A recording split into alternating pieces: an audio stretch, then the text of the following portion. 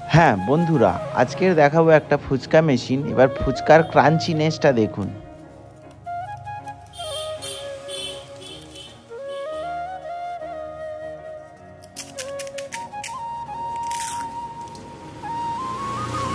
আশা করি দেখে নিলেন।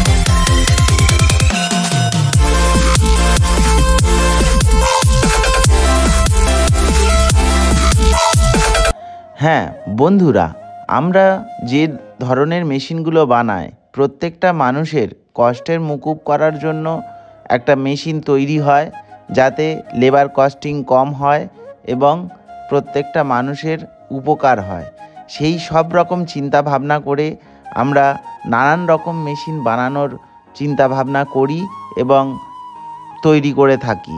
তো যেমন এই যে মেশিনটা দেখাবো, ফুচকা বানানো মেশিন। এবং ফুচকা বানানো মেশিনে কয়েকটা মেশিন হয়, যেমন আঠা মাখাতে হয় ঘন্টার পর ঘন্টা মানুষের হাতে, সেটাও এখন দেখুন মেশিনে চলে এসছে। ভালো করে লক্ষ্য করুন, সেই ফুচকা বানানোর যে আঠাটা, যে দলা মোচড়া করতে হতো, অনেক কষ্ট করতে হতো, সেইটাও হয়ে গেছে এখন হাতে, মেশিনে। এটা একটা ছোট্ট মেশিন, প্রত্যেকটা ফুচকাওয়ালার জন্য রিলায়েবল।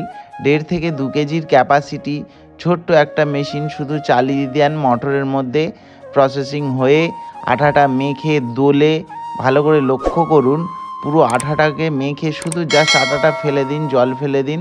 দেখুন কিভাবে আঠাটা দলা পাকিয়ে পুরো একদম ছিন্ন ভিন্ন হয়ে তৈরি হয়ে যাচ্ছে। তো আমরা মেশিন বানাই, যেমন এটা একটা হাইড্রোলিক প্রেস ফুচকা মেশিন, যেটা একটা বাচ্চা ছেলে অপারেট করতে পারে। তো আমরা ভিডিওটা একটু ফাস্ট ফরওয়ার্ড করেছি, কারণ কি মানুষের সময়ের অভাব, মানুষ সময় ধরে দেখতে পারেন না, নাম্বার দেখেই কল লাগিয়ে দেন। কিন্তু আমরা সবসময় বারবার বলি, আগে ভিডিওটা দেখুন, অবজার্ভ করুন, মেশিনটা কি, মেশিনের ব্যাপারটা কি বুঝুন, তারপরে কল করুন। তাহলে আমাদের বলতেও সুবিধা হবে, আপনার বুঝতেও সুবিধা হবে, যে কারণে আমরা ভিডিওগুলো ব্যবহার করি। এটা দেখছেন একটা কাস্টমারের ঘর, মেশিনটা গেছে বারাইপুর।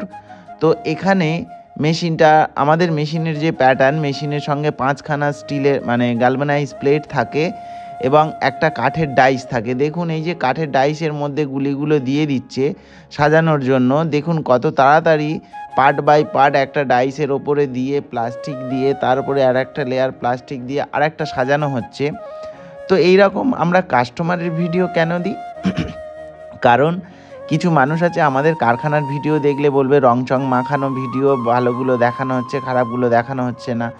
তো সেইভাবে আমরা সেই কারণে কাস্টমারের ভিডিওগুলো নিয়ে আমরা সবসময় দেখানোর চেষ্টা করি। এবং প্রত্যেকটা কাস্টমার, আজ পর্যন্ত আমাদের প্রচুর মেশিন চলে গেছে, কিন্তু ভিডিও গেছে কম। কারণ কি, প্রত্যেকটা কাস্টমার ভিডিও দিতে পারেন না, তার অনেক রকম প্রবলেম থাকে, ভিডিও করার সময় থাকে না, ভিডিও করার লোক থাকে না, বা অনেক রকম কারণবশত আমরা ভিডিও পাই না।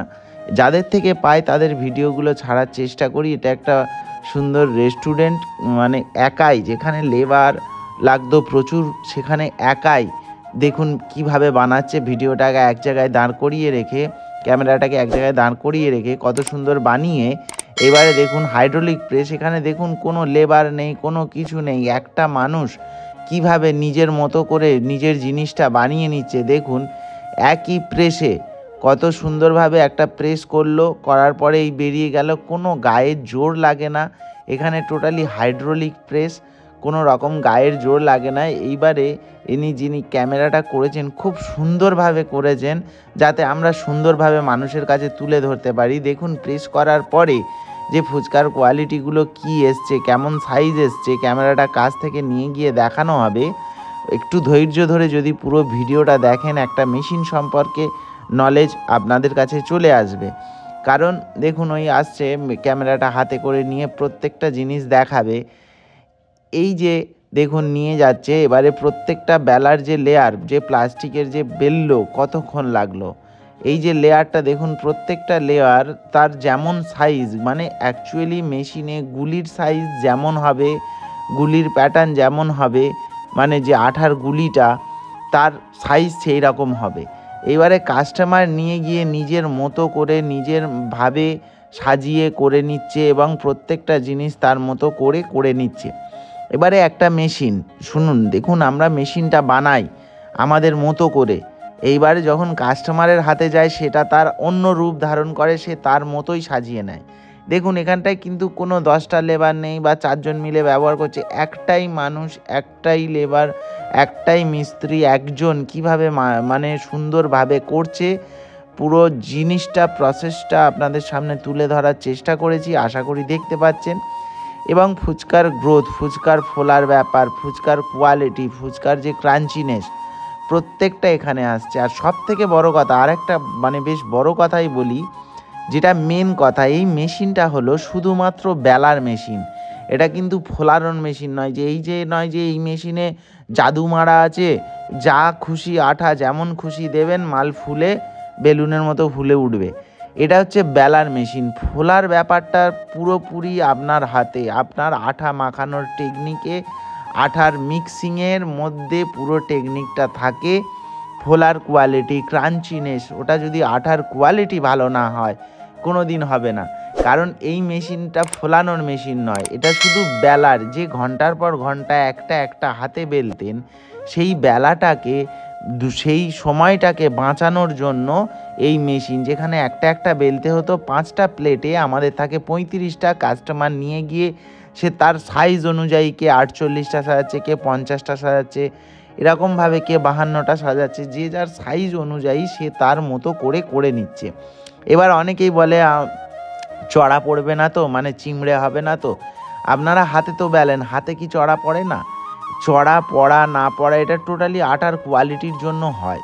তো যাই হোক, আমাদের পুরো জিনিসটাই আপনাদের কাছে নিখুঁতভাবে দেখানোর চেষ্টা করছি। জানি না ভিডিওটা আপনি এত দূর এসছেন কি না, পুরো প্রসেসটাই দেখানোর চেষ্টা করলাম, কিভাবে সাজানো হলো, কিভাবে কি হলো। এবারে দেখুন এই ফুচকা ভেজেছে, কারণ ইনি হচ্ছে চিকেন ফুচকা থেকে শুরু করে সব রকম ফুচকা বানান, যে কারণে এনার ফুচকার এটা মোটা এবং শক্ত এবং ক্রাঞ্চিনেসটা শুনুন। আশা করি শুনেছেন। প্রত্যেকটা জিনিস আমরা ক্লিয়ারলি দেখানোর চেষ্টা করি, যাতে মানুষ বুঝে মেশিন কেনেন। কারণ মেশিনে আমরা ফেসিলিটি রেখেছি, আমাদের ঘরে এসে আপনি নিজে আটা নিয়ে বেলে মেখে ভেজে টেস্টিং করে সন্তুষ্ট হয়ে মেশিন কিনুন। পুরো ভিডিওটা দেখার জন্য থ্যাংক ইউ।